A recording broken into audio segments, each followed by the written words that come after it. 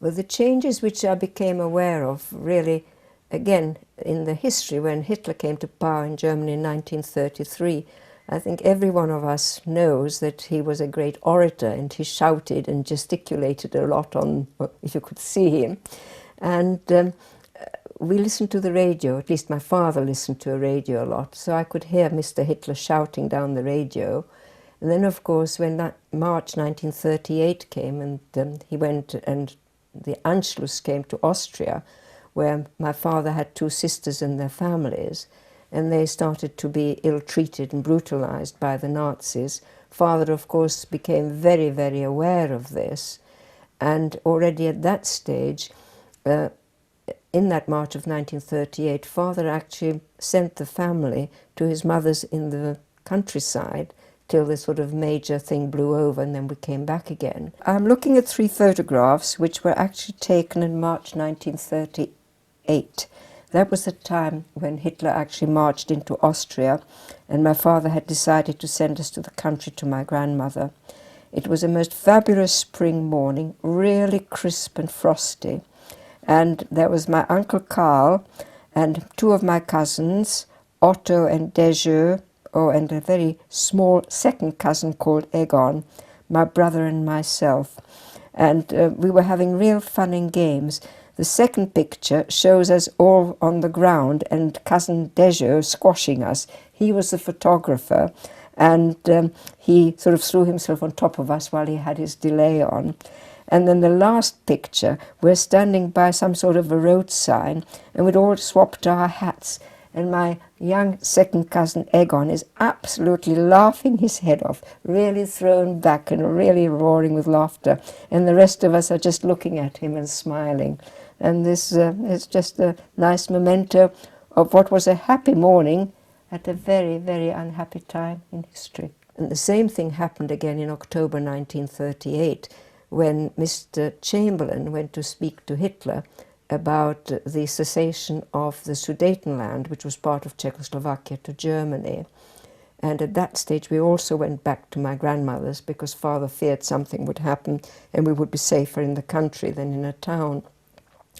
But once again, the Sudetenland, of course, was given to Germany. The Czechoslovak government had no say in it. That was arranged. And we went back again. And I'm sure that by that time, my parents were fully aware of the consequences which could so easily arise.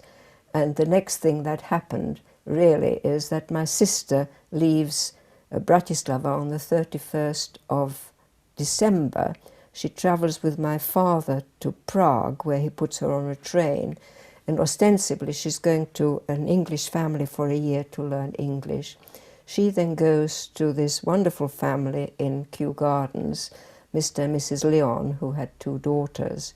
And in essence, she spent the rest of her time being looked after by them till she married. I recently, only in the last year or so, looked at some letters with my sister and some photographs from home, and amongst that she had a letter I had written to her between January and March, obviously in 1939, and it says, "Please, please, please do what you can to get me to England, I'm so afraid." And I was absolutely amazed that I had written this. Why did I want to leave home? But looking back on the day that the Germans came into Slovakia and we were told by the schoolmaster to get our coats and go home, I didn't go to school again. And by that time I became so aware that everybody was anxious and we all waited for the knock on the door at night because we knew people were being taken away. Well, nothing fortunately happened while I was at home, but that was the feeling which I still have inside me, this fear, and yet I didn't realize I had expressed it to anybody. And the only other thing I remember from that period is I don't think I went out of the flat. I can't remember going out of the flat at all, but there were hoardings visible from our flat advertising the Diana Durbin film. I think it was 1,000 men or 100 men and a girl.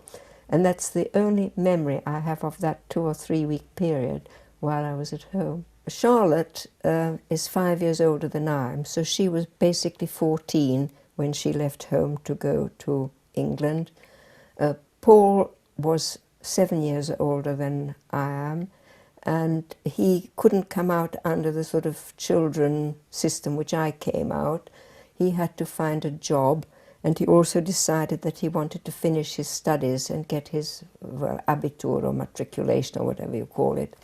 So he didn't finish his schooling till May, and at the end of May he came to England and he worked at a farrier's. He lived in a tiny bed-sitter on his own, and quite distinctly Father had given him instructions that he had to look after me because I was the youngest, and he took that very, very much to heart.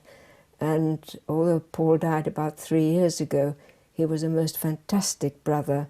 He really cared for me. He wrote to me every week while I was away, and from his meagre earnings he used to send me pocket money because I had nothing else, and he was a tremendous support.